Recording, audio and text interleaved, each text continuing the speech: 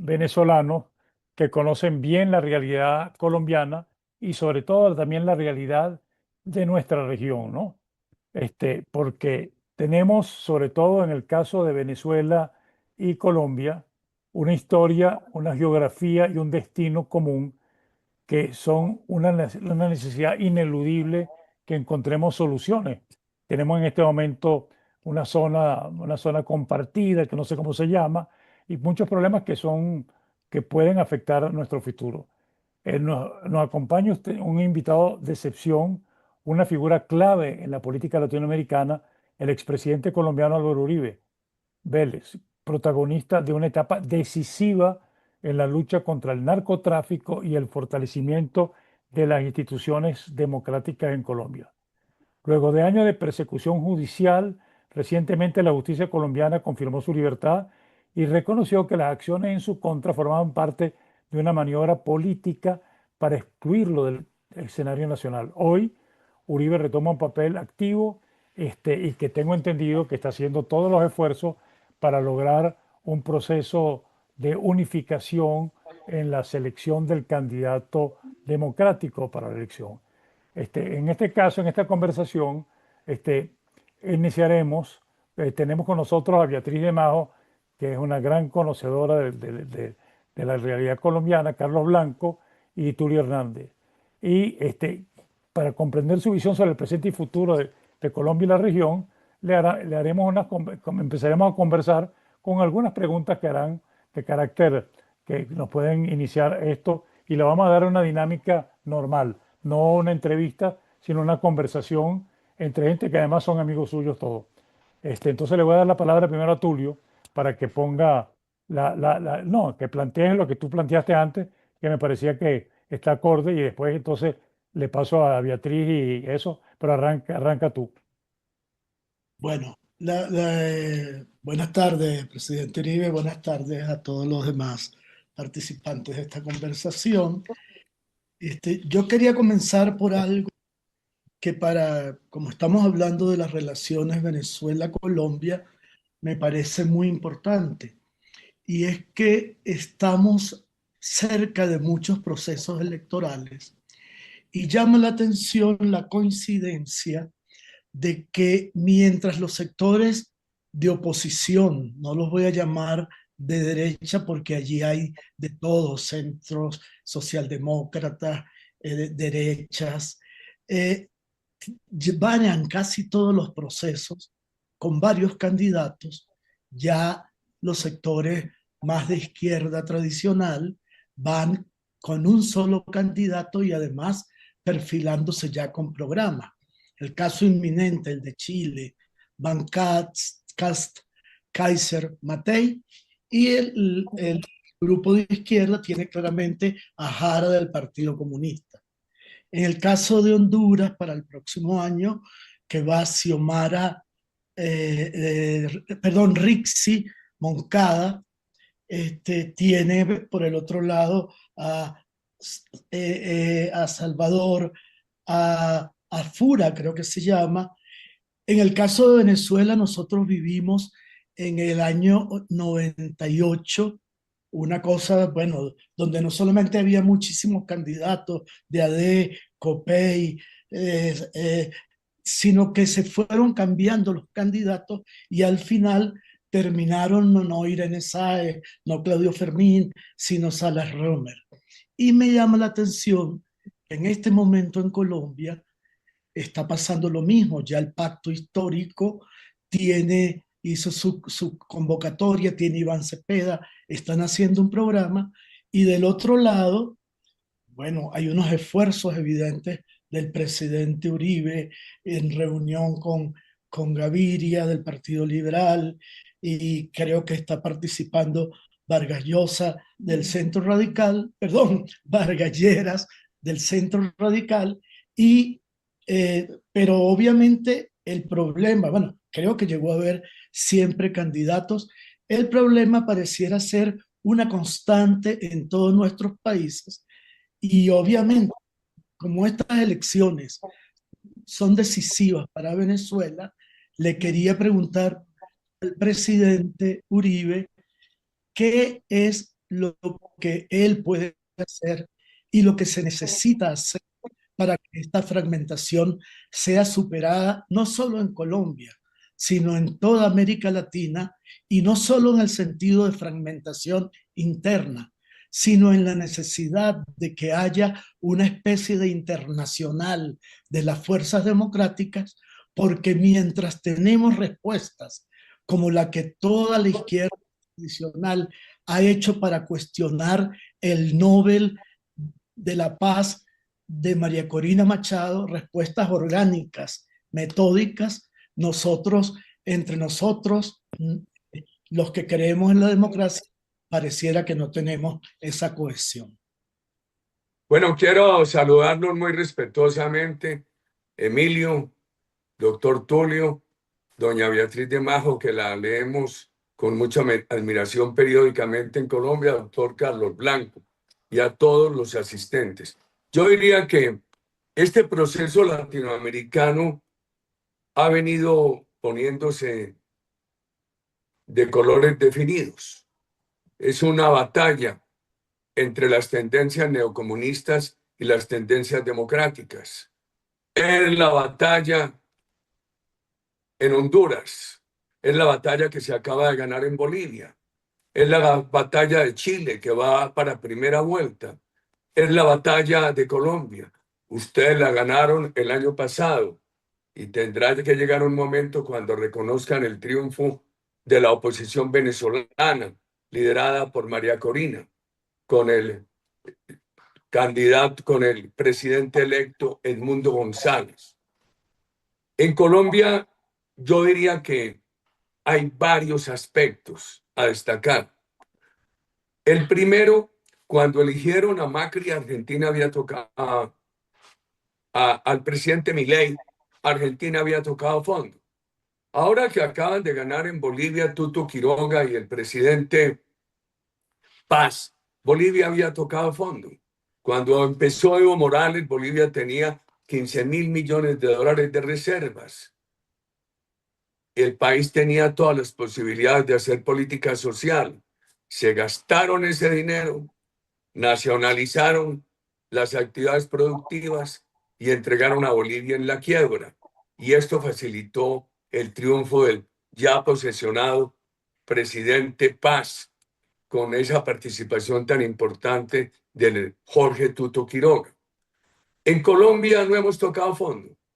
Aquí hay hoy dos economías. Por un lado, la economía neocomunista del gobierno, llevando al país a la bancarrota. Este país no debería tener un déficit de más del 3,5, se está acercando al 7. Tenemos el segundo endeudamiento latinoamericano. Este país, cuando terminó el gobierno nuestro, el endeudamiento estaba en el 40%. Santos lo subió al 56%, Duque primero lo bajó, después lo tuvo que subir por la pandemia. Es muy posible que Gustavo Petro entregue el endeudamiento de Colombia en el 70%, inmanejable para las posibilidades de la caja del Estado colombiano. Aquí no ha habido hasta ahora todas las expropiaciones como las que hizo Chávez, pero con impuestos, con regulaciones, con la hostilidad del discurso gubernamental, han alejado totalmente la inversión, con reformas de diferente tipo. Por ejemplo, la inversión extranjera directa se ha caído al 14% y no está más baja porque algunas empresas traían unos compromisos de inversión del pasado que los han venido cumpliendo. Pero no les cito sino un caso. De los 90 pozos exploratorios de combustible, todos bienes fueron adjudicados en el gobierno anterior. No hay uno solo de esos pozos adjudicado por el gobierno Petro. Por ejemplo, nosotros estamos expuestos ya perdimos la autosuficiencia de gas. Venezuela, el chavismo nunca cumplió con la promesa que nos había hecho de devolvernos gas cuando el gobierno nuestro tomó la decisión de venderles, no obstante las pocas reservas nuestras para atender necesidades del gobierno de Venezuela en el Golfo. La situación de Colombia en materia de energía es alarmante. Se predice que podemos tener un apagón. a principios del año 27. Consecuencias políticas que deberá asumir el nuevo gobierno. Aquí teníamos un sistema de salud mixto, privado, con participación de entidades estatales, con muchas opciones, solidario, había alcanzado casi el 100% de cobertura, con muy buena calidad del servicio para los sectores más pobres, está destruido. Petro lo quebró y lo quiere sustituir por un monopolio estatal. Se estaba aproximando a los 100.000 millones de dólares, 100 billones en la contabilidad norteamericana, en los fondos de pensiones, de apropiar a los trabajadores. Con la reforma pensional, el gobierno lo que quiere es tomar esos recursos e irlos llevando a gastos del presupuesto. Por ejemplo, la nómina estatal la han crecido en un 40% y el gasto de funcionamiento en un 50%, todo lo cual es insostenible. Han abierto 11 embajadas, 24 consulados, han sumado 86.000 contratos de servicios personales a la nómina del Estado y 20.000 nuevos empleos públicos. Es una situación catastrófica. Cuando terminó el gobierno que yo presidí, al restarle a la producción de coca la cantidad decomisada, el neto que llegaba al mercado era de 150 toneladas de cocaína. El año pasado, en el informe de Naciones Unidas, aparece que llegaron al mercado 1.815 toneladas de cocaína, lo que tiene gran influencia frente a la tiranía de Maduro y tiene repercusión en estas decisiones de los Estados Unidos. Ahí vemos una situación alarmante. Pero ¿por qué Colombia no ha tocado fondo? Y ahí es donde tenemos también una dificultad electoral para el año entrante que tenemos que vencer, porque todavía el país está creciendo, porque está creciendo al 2,4, porque el desempleo, no obstante, la precariedad se ha bajado, pero el gran crecimiento ha sido el empleo callejero informal. Es una economía de consumo sin capital. ¿Y qué está generando el consumo? Enumero: 1.815 toneladas de cocaína que van al mercado.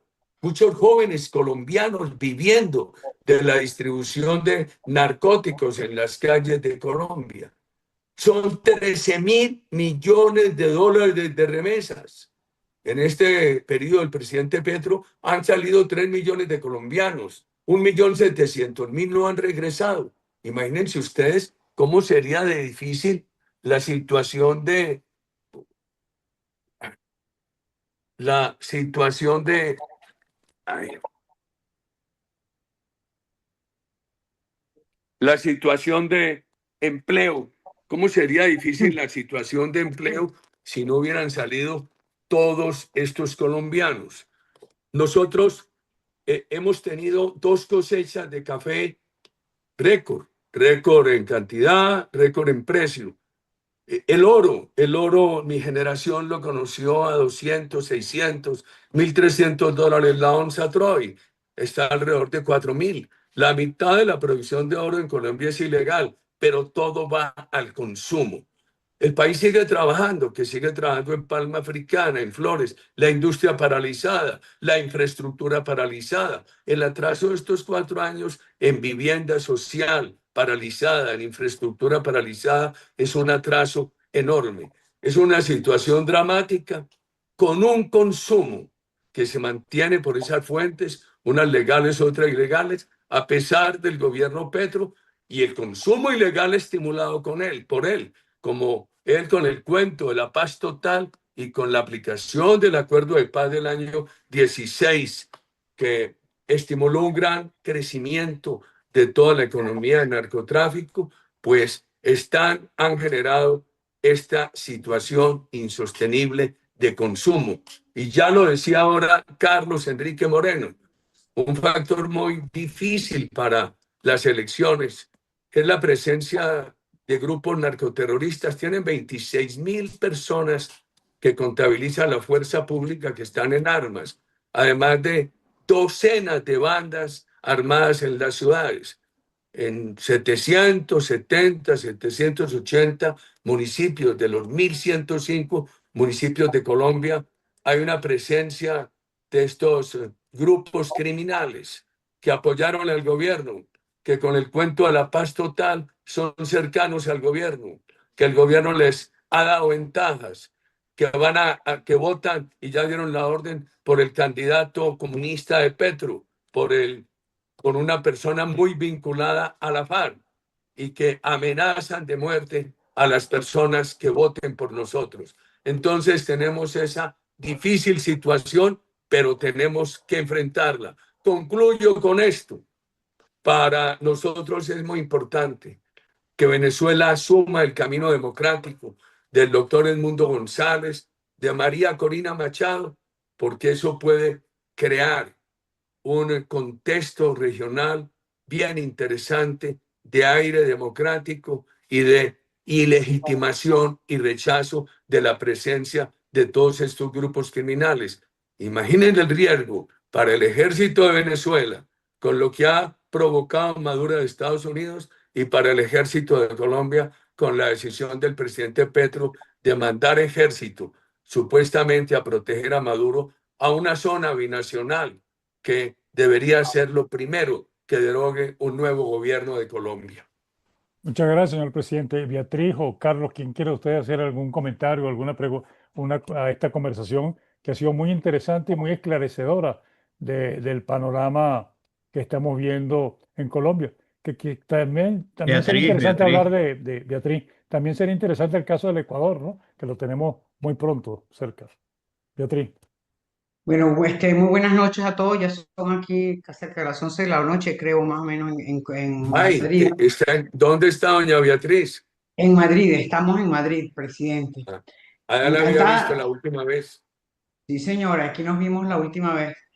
Presidente, muchísimas gracias por su participación en este programa. Y la verdad es que nosotros tenemos que ser muy considerados en la manera en que abordemos la realidad colombo-venezolana en este momento y tenemos que ser especialmente cuidadosos y considerados con usted también de no ponerlo en una situación de tener que responder preguntas incómodas. Y usted tiene sobre sus hombros ahorita probablemente la tarea más retadora que haya tenido en los últimos años de su carrera, que es la de tratar de conseguir a un candidato que represente a toda la oposición colombiana para el proceso electoral que se avecina el año que viene.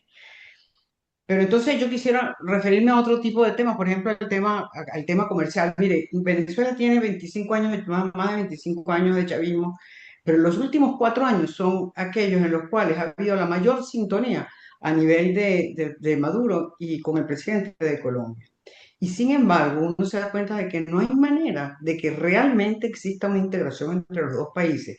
Y yo quisiera preguntarle, muy en el fondo de sí mismo, ¿qué piensa usted de cuál es la razón por la cual Venezuela y Colombia no terminan de integrarse a nivel de lo comercial? Fíjese, el régimen de Maduro hace poco tiempo proponía una zona binacional de desarrollo, e incluso llegaron hasta hablar de que eso pudiera ser el Catatumbo, imagínense usted, pero hablaban de una zona binacional y realmente uno no logra ver por qué, a pesar de que haya toda esa sintonía ideológica entre los dos regímenes, que no, eso no funcione. ¿Qué es lo que realmente está operando? Es que, como usted dice, no podemos tener comercio porque Venezuela no tiene cómo importar, Venezuela no tiene hoy en día capacidad importadora, aun cuando Colombia sí tiene una capacidad exportadora, o es que simplemente no logramos concitar entre los dos países que terceros inviertan precisamente por esas diferencias tan grandes que hay entre los dos países. ¿Qué es lo que realmente ocurre que Venezuela y Colombia, a pesar de tener una integración tan grande a través de lo humano? Mire, uno ve aquí en las calles de Madrid, uno se encuentra con un colombiano, es exactamente lo mismo que encontrarse con una persona de Puerto Ordaz o de Maracay o de La Victoria, uno siente una verdadera integración a nivel de lo humano y sin embargo a nivel de lo comercial, a nivel de las inversiones, no logramos ir más lejos. Doña Beatriz, yo tengo el escenario ideal y el real. El escenario ideal: nuestros dos países en democracias transparentes, integrados como lo concibieron los fundadores de la comunidad andina, Carlos Lleras, Raúl Leoni, el presidente Banzer de Bolivia, el presidente Belaúnde Terry del Perú, Velasco Ibarra del Ecuador. Solamente pensemos Venezuela y Colombia, integrados en un esquema democrático transparente, serían una potencia. 80 millones de habitantes, 2 millones de kilómetros, una situación estratégica en la vía de Europa, cerca del Golfo, que hoy llaman de América, de México, en el Caribe, con, con el Pacífico, en el vecindario del Canal de Panamá, con todos los climas, con agua, con recursos naturales, con todas las posibilidades. Ese es el ideal. Seríamos una potencia. Podríamos construir un producto como el de México. Pero, ¿cuál es el escenario real, doña Beatriz? Primero, la zona binacional. Hoy la zona binacional se lee, es como una zona de guerra contra los Estados Unidos. Así se entiende.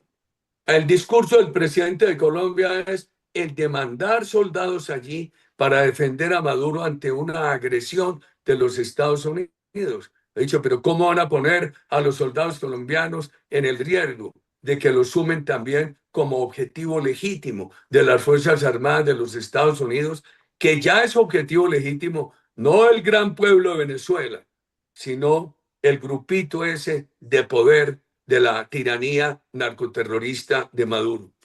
Entonces, ese es el primer problema.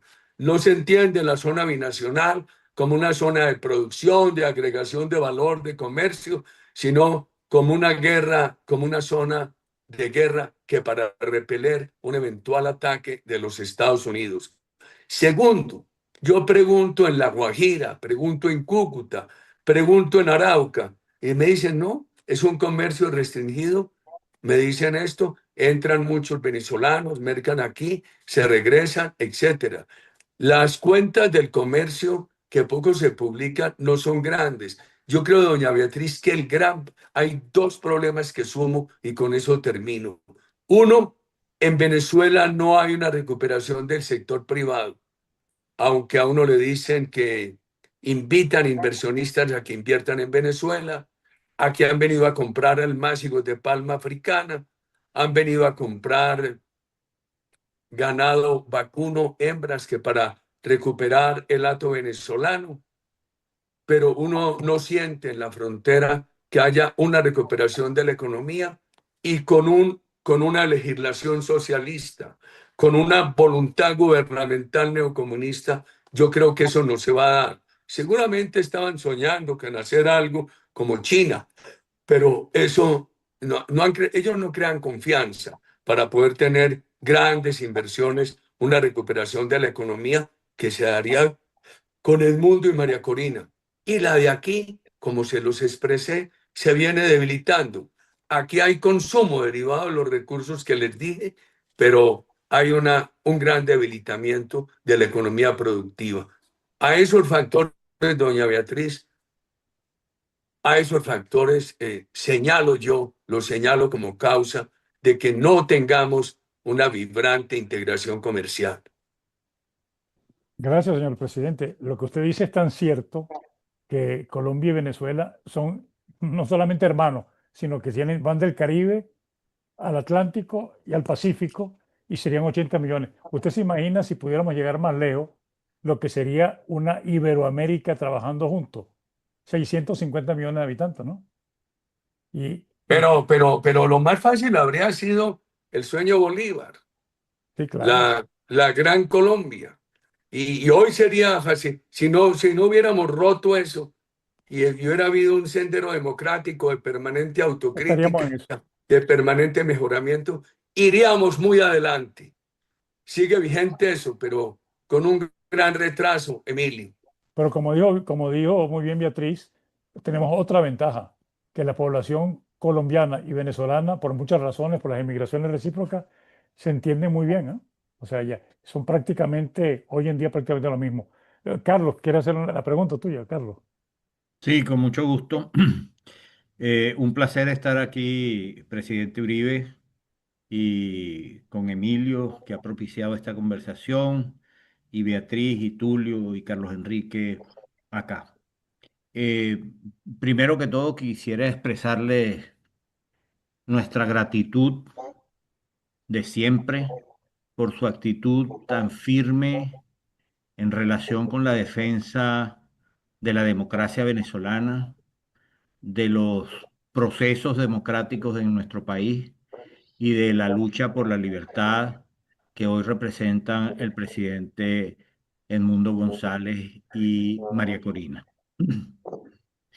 Usted vio temprano y lejos lo que venía en Venezuela desde hace unos cuantos años, que esto no era una situación de una dictadura tradicional latinoamericana, sino que era algo mucho más complejo, porque usted como presidente y como líder político sabía cuál era la naturaleza del monstruo que se estaba incubando dentro de nuestros países, Colombia, Venezuela, Ecuador, Perú, con el tema del narcotráfico.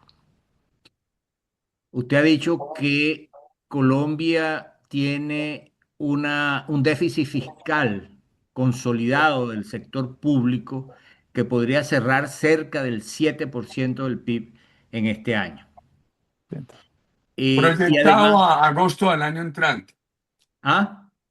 Proyectado a agosto del año entrante, cuando hay cambio de De gobierno, gobierno. o inclusive antes. Y Por lo he eso, corroborado con el ministro de Hacienda, José Manuel Restrepo. que es el doble de lo que estaría previsto dentro de la contabilidad normal del Estado colombiano. Y existe una variable oculta en la economía colombiana, que es el flujo de dinero proveniente del narcotráfico. Usted ha dado una cifra alrededor de menos de 2.000 toneladas métricas producidas. Hay otras cifras para 2023 de 2.600 No, toneladas. no, lo que 2.600 es la producción que dijo Naciones Unidas, más de 2.600. Lo que Sí, pasa es que yo le resto a eso el decomiso al para decomiso. hacer la cuenta de lo que va al mercado. Y lo que va al mercado son 1.815 toneladas de cocaína. También en esa cuenta se, se ha estimado que más de 600 toneladas atraviesan Venezuela. Hay que ver cuánto de eso es decomiso, cuánto son las cuentas exactamente, pero en todo caso es una cifra, es alrededor del 24% de la producción de Colombia. Entonces, la pregunta, cuando uno ve el precio por kilo de la cocaína, el valor de mercado superaría 70.000, 80.000 millones de dólares, equivalentes casi al 20% del PIB en Colombia. Entonces, ahí surge una pregunta obvia. ¿Cómo puede Colombia compensar o sustituir este ingreso eh, dentro de su economía formal a través de la inversión productiva y desarrollo sostenible? Es decir, que no es solamente el problema de Colombia, es el problema de Venezuela, es el problema de los países donde hay un amplio desarrollo del narcotráfico. O sea, ¿cómo disminuir esa presencia en la economía sin provocar conflictos sociales significativos? Es un tema para todos, ¿no? Doctor Carlos, alrededor de 250.000 personas están directamente involucradas en la economía ilícita en Colombia. Y esa economía ilícita genera una gran capacidad de consumo sin capital, sin producción. Mientras el país más se demore, va a ser más difícil. La pregunta suya es una afirmación que a todos nos preocupa. ¿Cómo vamos a resolver el problema de enfrentar la droga y sustituirle a esas 250.000 familias, personas, un ingreso digno? Primero, mientras más nos demoremos, peor. Segundo, este país había bajado a 48.000 hectáreas de coca. Cuando el gobierno que yo presidí empezó, un economista que no es de nuestro partido, un hombre respetable, Alejandro Gaviria, dijo que la economía ilícita podía representar 5% del PIB. Cuando el gobierno nuestro terminó en 2010, dijo que ya no era importante, que ya era subestimable, pero hoy puede estar representando un 3% y eso está creciendo. ¿Qué originó este problema? Este problema lo originó el proceso de paz de Juan Manuel Santos. Y le voy a decir las cifras, porque esto no es un relato, sino un señalamiento de cifras. En 2012, primeros 2 años del gobierno Santos, Naciones Unidas registra 48.000 hectáreas de coca en Colombia. Al salir Santos, 220.000 en el reporte de los Estados Unidos, 220.000. ¿Qué pasó en el acuerdo con la FARC? El gobierno aceptó que la coca, la extorsión, el secuestro eran delitos políticos, no crímenes comunes, que eran delitos para que la FARC financiara sus actividades insurgentes. Entonces se le dio el alcance de delito político. Consecuencias: no cárcel, no extradición. Se aceptó no fumigar y además se dijo que tenían elegibilidad política. Inclusive les dieron curules, ahí están en el Congreso, que distorsionaron la democracia porque alteraron las mayorías que debería tener el Congreso de Colombia. Entonces es muy claro, porque yo oigo, yo habría querido que el presidente Duque le hiciera unos cambios sustanciales a ese acuerdo de paz, que no los hizo. Pero lo que es injusto es que digan que por él no aplicar el acuerdo de paz de Santos es que se creó este problema. Si Santos dejó 220.000 hectáreas de coca.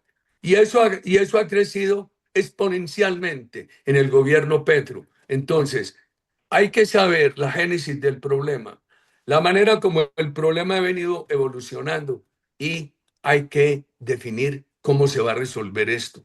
A mí me ayudó mucho el Plan Colombia.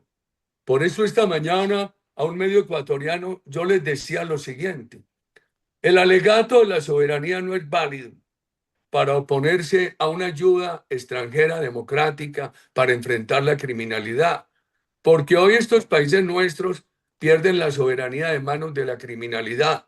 Entonces la ayuda extranjera para derrotar la criminalidad es una cooperación para rescatar la soberanía. El Plan Colombia que negoció el presidente Pastrana fue una gran ayuda para el gobierno que yo presidí. Hoy no existe. Nosotros negociamos un segundo Plan Colombia. Lo empezó Santos como ministro. Él salió a la campaña presidencial. Lo terminó el gobierno que yo presidía. Empezó con el presidente Bush, se firmó con el presidente Obama y Santos no lo quiso llevar a ratificación del Congreso porque en ese momento ya estaban hablando del proceso de paz y se interponían presiones de Chávez, de Castro y de la FARC. Entonces aquí necesitamos un segundo Plan Colombia. No fácil, porque los Estados Unidos dirá, pues si le dimos al Plan Colombia fase 1, 11.000 millones de dólares y eso se perdió. Hoy estamos en cero. Lo que vivimos hoy es como que ese dinero se hubiera botado, pero necesitamos eso. También necesitamos un acuerdo con Israel. Mire, y hay que decirle a la comunidad internacional, Israel ha sido muy útil para Colombia en el tema de tecnología, en el tema de mantenimiento de la aviación militar, muy útil. Y Petro ha roto con Israel. Entonces la pregunta es, ¿eso va a situar a Colombia como enemigo de la comunidad palestina? No. Nosotros los colombianos siempre hemos dicho, queremos que el pueblo de Israel viva en paz, que el pueblo palestino viva en paz. Pero esto está desequilibrado. Rompieron con Israel con un enorme daño a Colombia. Y Colombia tiene relaciones con la comunidad palestina desde 1988. En la última semana del gobierno Santos, él reconoció al Estado palestino y Petro abrió una embajada en Ramallah. Entonces, necesitamos también una política interna. Habrá que examinar con la Corte Constitucional cómo, a pesar del acuerdo Santor-FARC, se reanudan las fumigaciones. Hoy más fácil, porque hoy se puede hacer con drones de 60 litros a baja altura, que haya menos riesgo de daños colaterales, porque primero no hay riesgo humano, naves no tripuladas, y segundo, la baja altura puede permitir que haya menos deriva, desviación de la gota y que no haya daños al vecindario. Y segundo, nosotros hemos venido hablando con las comunidades lo siguiente: un gobierno de uno de los nuestros o en coalición donde nosotros estemos podría enfrentar cada familia cocalera. Decirle, bueno, ustedes destruyen el cultivo y les pagamos, pero les vamos a hacer un seguimiento. Si será con inteligencia artificial. Si reinciden, van a la cárcel. Doctor Carlos, el problema que usted plantea es muy grave. Se lo defino en esto para terminar. ¿Cómo vamos a resolverle el problema de ingresos a más de 250.000 colombianos que obtienen sus ingresos de economía ilícita? Segundo, ¿qué va a pasar con este consumo insostenible artificial?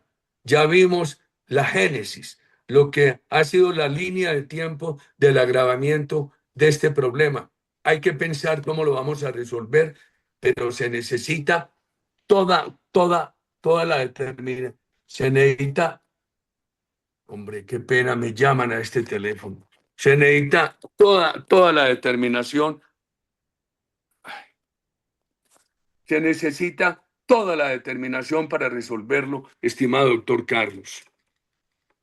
Presidente, ha sido muy interesante su exposición y efectivamente esos riesgos lo corren no solamente Colombia, sino nosotros en Venezuela, porque en Venezuela también se está creando una situación muy parecida. Le quería preguntar si le parece que esta conversación ha sido muy grata, muy interesante y muy ilustrativa. ¿Usted le importaría que hiciéramos una segunda ronda? Que le hiciéramos en el mismo tenor para No, terminar pero esto. no me ponga a hablar tan largo que me da pena. No, no se preocupe, entonces vamos a empezar una segunda ronda, quizás con más corta. Entonces también le pediría a los entrevistadores que precisen algunas preguntas que de lo que se ha dicho que falten por aclarar. Tulio, tiene la palabra. Sí, quería hacerle una pregunta, si me lo permite, que tiene una parte de su papel como líder y otra parte personal. Indudablemente, usted es una referencia fundamental en la política colombiana desde hace muchísimos años. Y su presencia, por lo menos como la veíamos desde Venezuela, pero que ahora que vivo acá la comprendo mejor, tiene que ver con que usted fue, digamos, el primer presidente que logró definir una política clara, contundente, no temblorosa, de enfrentamiento al terrorismo, a la guerrilla y al narcotráfico. Y por eso, aunque una parte de Colombia lo adversa, hay otra que lo venera, entre muchas cosas, muchas razones, pero sobre todo por esa capacidad de buscar la paz, de luchar contra los ilegales. Sin embargo, desde que usted se fue, pero mucho antes, la paz, la consecución de la paz ha sido una necesidad y una obsesión y un campo de trabajo muy intenso en Colombia.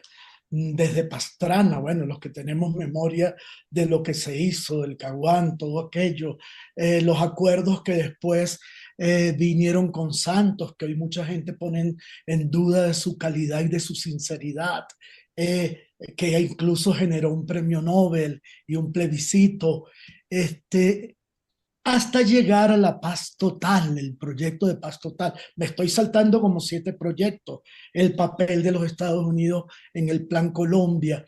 O sea, es una vocación que ha tenido este país sincera de superar lo que sin duda es su drama más grande, que es la violencia. Ahora, todos los datos muestran, y no quisiera intrometerme en la política interna, pero me remito a las cosas que leo, que la paz total es un fracaso total. Usted dice que dejó 780 toneladas de coca y hoy en día se producen 1.180. No, no, no, no, no. En el último año el gobierno mío fueron al mercado 150 toneladas de cocaína.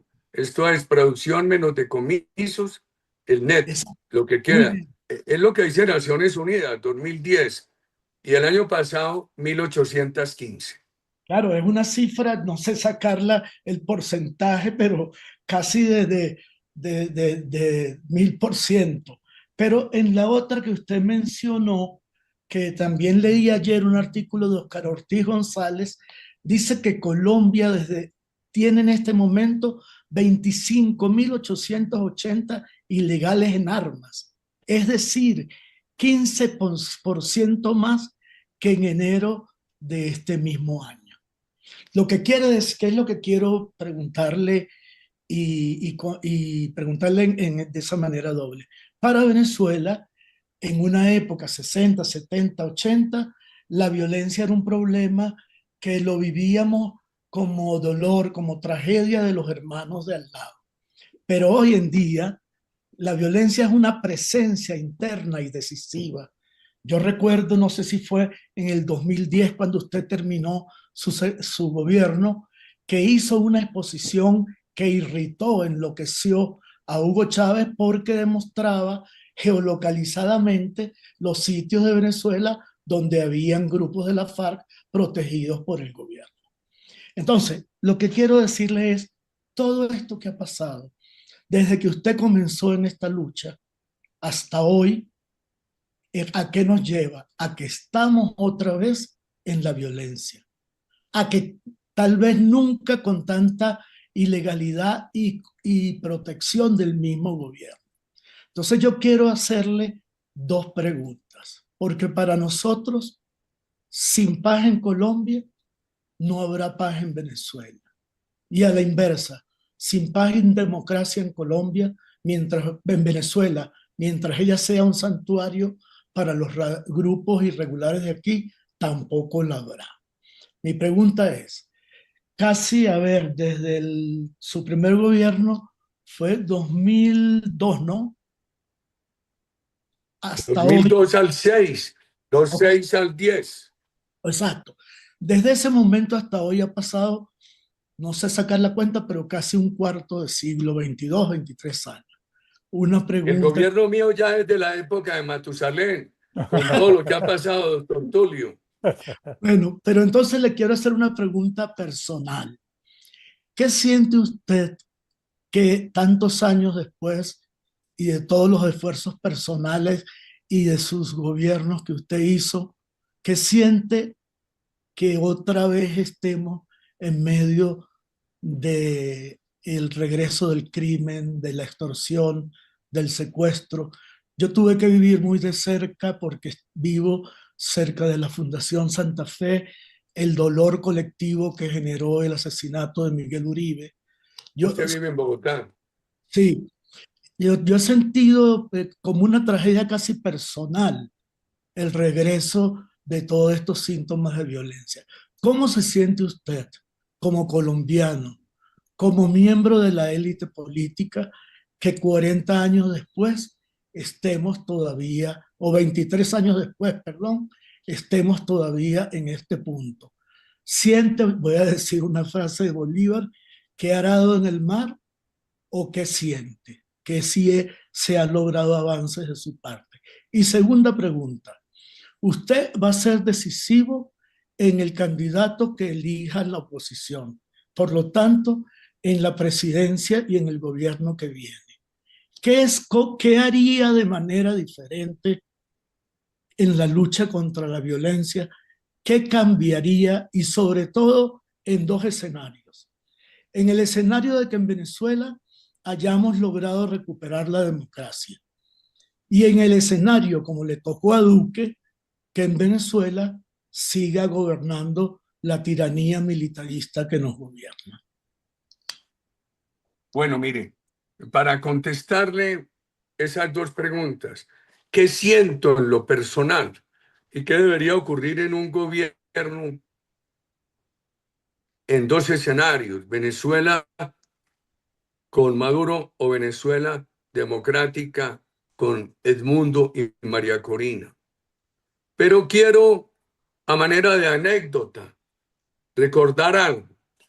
Cuando Chávez no tuvo manera de negar la presencia de estos grupos en Venezuela, después de muchas discusiones y pruebas que le llevé, un día me dijo, no, es que si los persigo no contribuyo a la paz de Colombia.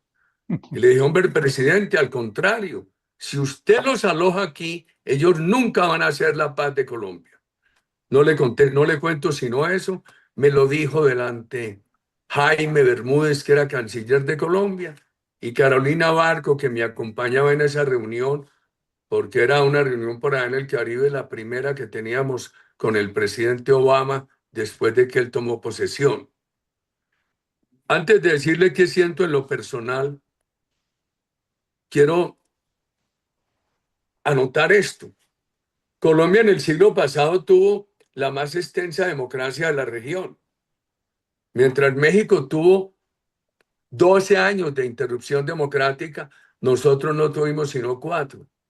Mientras muchos países tuvieron de la región hiperinflación y el problema de la deuda, Colombia nunca tuvo hiperinflación ni entró en default. Fue muy cumplida en todo el tema de el financiamiento internacional, pero siempre tuvo muchísima violencia. Hay un hito común de nuestras dos patrias, los años 57 y 58. Ustedes firmaron el pacto de Punto Fijo, tan importante, que lo rompió Chávez, y Colombia hizo el Frente Nacional entre los dos partidos históricos para superar la violencia política. Mi madre, en la región donde vivíamos, era una gran líder del Frente Nacional, porque un día llamaban a la casa, a la finca donde vivíamos, Laurita, mataron 10 liberales, al otro día mataron 10 conservadores. Entonces, se han hecho, el Frente Nacional produjo la paz entre los partidos, pero los remanentes de guerrillas políticas se volvieron marxistas, leninistas, protegidas y estimuladas por la naciente revolución cubana. Usted hablaba de todos los esfuerzos de paz, muchos. Hay un libro que publicó nuestro partido que pregunta ¿cuál verdad? Que es una respuesta al libro de la verdad de la Comisión de Paz. Yo tengo ahí un artículo donde digo cómo esta violencia no fue culpa del Estado. Y entonces hago una relación de todos los procesos de paz, de todas las amnistías del general Rojas Pinilla, dos de Alberto Lleras, una de Carlos Lleras, viene el presidente Belisario Betancur, el presidente Andrés Pastrana, lo de Santos, que él nunca lo ofreció como candidato, él hizo como presidente todo lo contrario a lo que fue la plataforma de su elección, etcétera. Un esfuerzo enorme. El presidente Duque empezó unas conversaciones con el ELN en Cuba. Tuvo que suspenderlas porque el ELN asesinó de la manera más cobarde a un grupo muy numeroso de estudiantes de la policía en la Escuela de Policía General Santander. Entonces entro a la pregunta, ¿qué siento yo? Yo no dejé el país convertido en una maravilla, seguramente hubo errores, doctor Tulio, pero el país estaba mejorando, pero no solo en seguridad. Nosotros bajamos la pobreza a casi 20 puntos, a pesar de la crisis de Lehman Brothers. Nosotros redujimos en 2 puntos recurrentes el tamaño del Estado y que doblamos, multiplicamos por 2,5 el ingreso per cápita a los colombianos. Esto venía mejorando en seguridad. Petro y todos sus compañeros de la oposición tenían la misma protección de mis más cercanos colaboradores. Es lo que llamábamos el concepto democrático de seguridad extendido a la oposición. Y venía mejorando la economía y venía mejorando el tejido social y reduciéndose el Estado. Bueno, todo eso hoy queda simplemente en la memoria de los viejos y en algunos textos, que se irán olvidando. A mí me preocupa mucho. A mí me preocupa mucho por las nuevas generaciones de colombianos, mis hijos, mis nietos, todos los colombianos jóvenes, los que habrán de venir. Rescato algo. Antes en Colombia no se hablaba sino de paz. Ya hoy se entiende que sin seguridad no hay paz. Todos esos procesos de paz nunca hicieron una pedagogía que se necesitaba una gran política de autoridad. Yo rescataría que hoy en un porcentaje muy alto del pueblo colombiano hay la comprensión de que la paz no se consigue si no va acompañada de una gran política de autoridad, de una gran política de seguridad. Eso lo rescato. El único presidente de Colombia enemigo del sector privado es Petro. Todos los otros fueron amigos del sector privado. Unos ayudaron más, otros ayudaron menos. Pero nunca se habló del sector privado. Se decía era que necesitaba justicia social. Hoy ya hay un porcentaje del país que entiende que son un crecimiento permanente, estable, con confianza del sector privado, es imposible resolver los problemas sociales. Yo creo que ese tema de sensibilización ciudadana es lo que puede quedar del gobierno que nosotros hicimos. ¿Qué, qué habría que hacer diferente? Tantas cosas. Por ejemplo, nosotros no teníamos inteligencia artificial, no teníamos la posibilidad de fumigar con drones. Hoy la aplicación de lo uno y de lo otro es muy útil. Por ejemplo, hoy el blockchain y tantas herramientas que hay ayudan a que se derrote totalmente la corrupción. Y seguramente errores míos, doctor Tulio, porque a la elección de Petro también contribuyeron errores de muchos.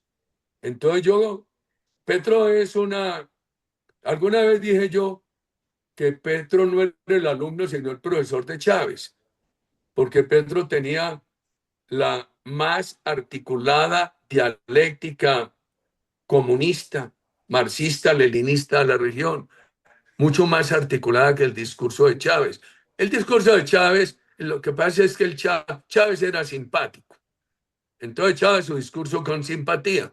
El de Petro no es simpático y todos los días se ha vuelto más hostil, menos simpático, pero era un discurso marxista-leninista muy articulado. Y a eso también le contribuyeron errores de nosotros. Yo nunca pensé que después de contribuir a la elección de Santos fuéramos a caer en Petro. Y yo le he dicho al pueblo colombiano, mire, yo tengo 73 años, digo que 146 por darle a esto de día y de noche, pero yo quiero, para uno poder seguir trabajando, tiene que aceptar que hay unos principios fundamentales inamovibles, pero hay unos hechos nuevos que exigen aproximaciones diferentes. Los problemas de hoy no admiten idénticas soluciones a los de hace 25 años. O sea que hay que tener la mente abierta y hablar muy sinceramente con el pueblo colombiano de errores cometidos. Por ejemplo, veo que el afán de Santos es que defender su legado. Entonces, ahí está el legado, es solamente en la contabilidad de la economía ilícita. Muchas gracias, presidente. Beatriz, ¿quiere hacer una pregunta para decir el micrófono? Tiene el micrófono apagado. Bueno, sí, a lo mejor voy a hacer una pregunta muy breve al presidente porque creo que nos queda muy poco tiempo. Presidente, se ufana muchísimo el petrismo de esta victoria que hace que tengan un candidato a Iván Cepeda para las próximas elecciones y parten del principio de que hubo 2.700.000 votantes a favor.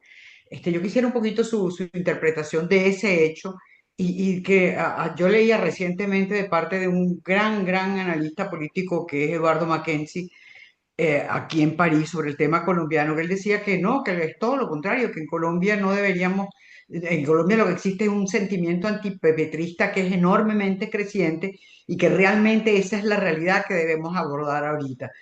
¿Cuál es la situación realmente? ¿Tiene mucha fuerza? ¿Con qué capital político se va a presentar Iván Cepeda para las elecciones?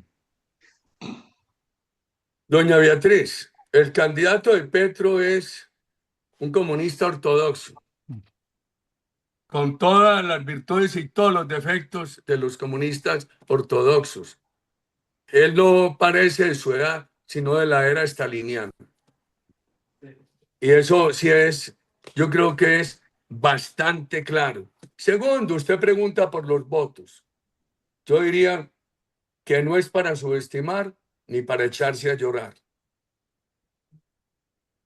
Usted nos trae la cuenta de 2.700.000 votos. En realidad, los votos efectivos fueron algo más de 2.300.000. Póngale 2,5 millones. Hace 3 años el presidente Petro sacó más de 11 millones de votos. En una consulta que ellos hicieron en la elección del Congreso de 2022, que ganó Petro a sus contrincantes dentro de su fuerza política, obtuvieron más de 5 millones de votos. Entonces, quienes defienden esta votación y dicen que es para que nos echemos a llorar, dicen, no, es que no se puede comparar, porque ellos sacaron 5 millones de votos hace 3 años, pero era en una elección de Congreso, que acudieron allí también a votar por los precandidatos y que resultó elegido Petro como candidato de ese grupo neocomunista. Yo insisto mucho en neocomunismo, sobre todo ante los europeos, porque una cosa es una izquierda, una doctrina social, democrática, y otra cosa es este neocomunismo destructor de todo lo que es la iniciativa privada y de las libertades. Pero es que ahora hicieron una cosa muy inteligente, doña Beatriz. Ellos convocaron esta consulta para candidatos y para congresistas. Entonces, todos los que van a participar en esa lista de Congreso tuvieron que participar. Hicieron una enorme campaña, en algunos casos muy costosa, y la decisión que ellos tomaron es que en la lista al Congreso quedarán ubicados en el orden de votación que ahora obtuvieron. O sea que esto, para el caso de ellos, fue equivalente a una primaria de Congreso y eso les ayudó a subir los votos. Esto ni para echarse a llorar ni para subestimarlos, doña Beatriz. Hay que trabajar intensamente. Muchas gracias, señor presidente. Para terminar, entonces, le doy la palabra a Carlos Blanco para la última pregunta y después daré la Sí, palabra de agradecimiento. presidente, usted dijo que la participación del narcotráfico en el PIB había estado en 2% y podría llegar a 3%. Hay cifras que lo calculan entre el 2 y el 4% del PIB colombiano. Pero el ejercicio que se puede hacer, que era lo que yo quería decir, es que si toda la producción de cocaína en Colombia, quitando sin quitar los decomisos, se vendiera al precio de mercado de $30.000, que es el precio de mercado, eso sería alrededor de $80.000 millones, lo cual sería, y esto no es para decir que es, sino sería el 20% del PIB colombiano. Es decir, es lo que representa en cifras. Con esto lo que quiero significar es que la magnitud de la producción de cocaína es esa. Pero en Venezuela hay unos cálculos que se han hecho sobre la contribución de la economía ilegal. Y casualmente, en contrabando de oro, tráfico de cocaína, contrabando de otros minerales, etcétera, la cifra es aproximadamente la misma, de veintitantos por ciento del PIB. Por supuesto, en Venezuela no hay cifras, el Banco Central no las produce, las cambian o no las publica. Entonces, lo que a mí me parece que es fundamental es ver la magnitud de este monstruo, aunque no tenga, digamos, aunque no se contabilice en términos reales en el PIB, o no sea parte del PIB porque el impacto es menor, y los intereses que se generan alrededor de esta industria, que se ha transnacionalizado y ha creado una estructura criminal en Colombia, en Venezuela, en Ecuador, en Perú y en varios de los otros países latinoamericanos, en México, etcétera, que ha transnacionalizado el crimen. Entonces, la inquietud que a mí me surge es cómo se puede combatir de manera unificada o coordinada entre varios países esta estructura criminal tan brutal que ha penetrado las estructuras militares, policiales y buena parte de la política. Porque si esa estructura es de ese tamaño, el grado el desafío que presenta y el tipo de combate que hay que desarrollar no puede ser solo nacional. Usted ha hablado del Plan Colombia y de la cooperación que hubo entre Estados Unidos y Colombia en su momento, pero tal vez el Plan Colombia deba ser sustituido no por un Plan Colombia 2.0, sino por un Plan América Latina para manejar este proceso que a mí me parece que se está comiendo a los países y a las instituciones de una manera brutal.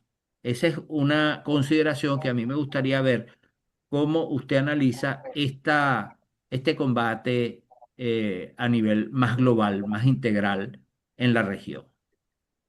Esa A mí sería. me parece que un plan Colombia tan general, tan global, se puede convertir en la Alianza para el Progreso, que se diluyen los recursos. Aquí hay que tener focalizaciones.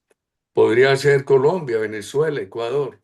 Ese es el primer problema. El segundo que yo veo es que se necesita determinación de los gobiernos. Hoy no lo hay ni en Colombia, ni en Venezuela. Hagamos este escenario. Colombia elige el año entrante un gobierno democrático, con toda la determinación de derrotar la criminalidad. Habría que buscar la colaboración con los países que tengan unos gobiernos en la misma dirección. Por ejemplo, Ecuador. Yo tuve muy buena colaboración de Ecuador, de Perú y de Panamá. Con esos países trabajamos muy de la mano, doctor Carlos. También tuvimos trabajos con Paraguay, etcétera. Entonces depende de la determinación de los gobiernos, doctor Carlos. Bueno, yo creo que si esperemos que estemos en el 2026 en democracia en más países de América Latina y entonces podremos plantear esto de una manera diferente. Ahora, muchísimas gracias, presidente, por haber estado en esta muy interesante conversación. Lo mismo a ti, Beatriz, a Tulio y a Carlos. Y yo creo que vamos a tener un evento después que creo que les va a interesar, que es un evento distinto, ¿no? El evento que vamos a tener es Bolívar y Morillo, figuras antagónicas. Y los panelistas van a ser Inés Quintero, Francisco Zuniaga y Elías Pino Iturrieta. Les recomiendo, presidente, que lea la novela de Francisco Zuniaga, el que se llama El Pacificador, que está dirigida a la figura de Morillo. Por eso quise hacer un evento con un novelista y con dos historiadores, pero no desde el punto de vista cronológico de los hechos, sino simplemente de las personalidades, que es muy interesante el contraste. Bolívar, un aristoкраta criollo con ideas liberales, el mariscal Morillo, un campesino gallego, sargento, que logra por méritos propios llegar, combatiendo a los franceses, a ser mariscal de campo. Entonces creo que es un tema que nos permite ver la historia con otro ángulo y los invito para que lo vean si tienen tiempo el próximo jueves a la misma hora. Bueno, muchísimas gracias. Creo Muchas que gracias. Muchas gracias, don Emilio, creo que fue doctor iluminante. Carlos, doña Beatriz, Tulio, Carlos Enrique, a todos muchas gracias. Buenas tardes. Buenas tardes. Pensando todo lo mejor para Venezuela y Colombia. Muchas gracias. Un abrazo. Un abrazo.